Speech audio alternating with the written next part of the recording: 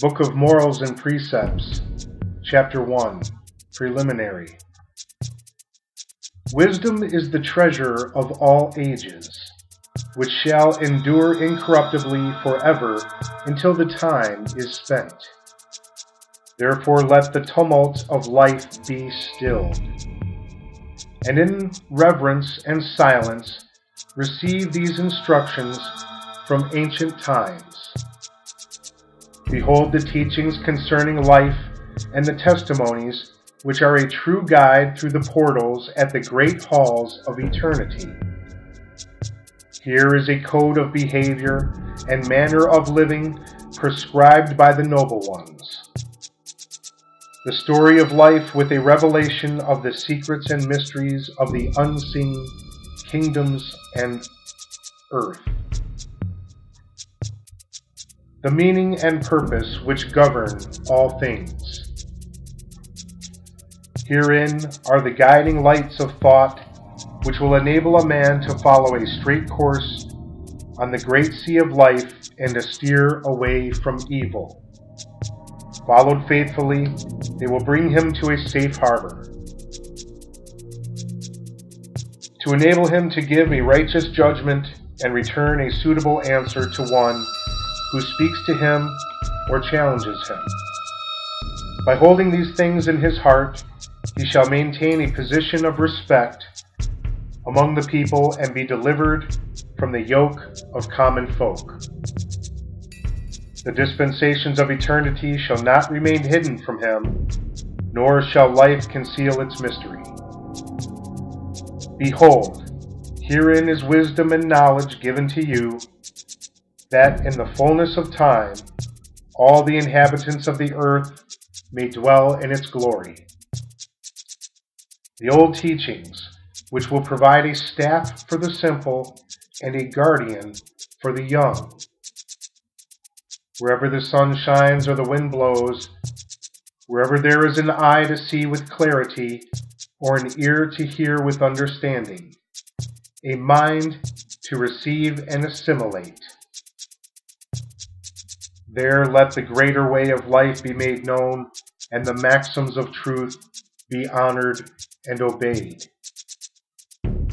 Written for the elect by the Master of Mysteries, once overseer of harvests and recorder of taxes, guardians of tombs, and upholder of royal decrees, beloved of the high gods and the gods, keeper of the secrets of the highest God, lesser lord of jubilees, and grand scribe of the sacred writings, one born into the house of a false god whom he rejected, distributor of barley seed, and master of the great sanctuary, chief of seers and guardian of the great mysteries, watcher at the sacred shrine, and defender of the lakeland and the gates, inspector of the courtyard of the sacred being, guardian of the hidden records, and servant of the secret temple, messenger of the true God,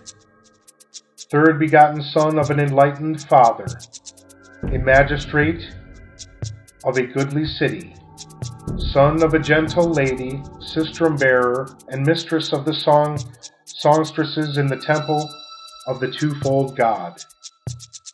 Now one whose name is obliterated by unchallengeable decree, but once a man of good standing in this country, whose estate remains to this day. My children, listen to the voice of instruction and incline a willing ear toward the speech of wisdom. Thus shall the words which issue forth from your mouth be established before men, and your commands be obeyed as the statutes.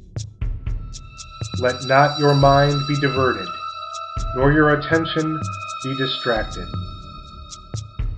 Set them in your heart as a royal impression.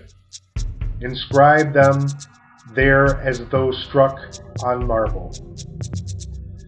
To cast aside the words of experience, which guided the ancients, is foolhardy, and an invitation to calamity. Therefore, immerse yourself in the writings of the past, as in cool waters at the heat of the day, and your spirit will emerge refreshed and strengthened. They will be a steadying oar, enabling the vessel of your heart's desire to alter course and wear against the winds of adversity without capsizing. When your opponent sends a gale of words beating against your defenses, they will break it as a shield shatters the sword, and will arm your tongue for the counter-assault.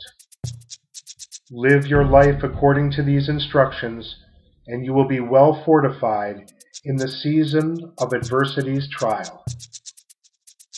To you, my children, I give this, the treasure of the past, the accumulated wisdom of man. There has been a careful selection of words and gathering of sayings, a winnowing of works of wisdom, and a careful choice made from the hidden writings, all recorded with much searching of the heart.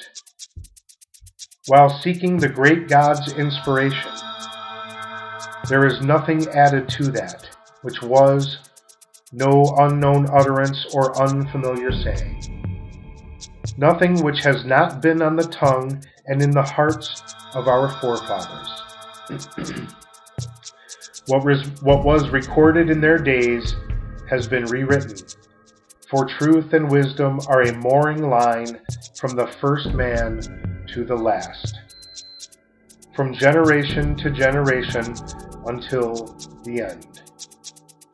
Would that I could grasp something from the unknown to hand on to you, but I am only the guiding channel, leading the refreshing waters of wisdom from the great reservoir of truth towards the parched lands of the uninstructed.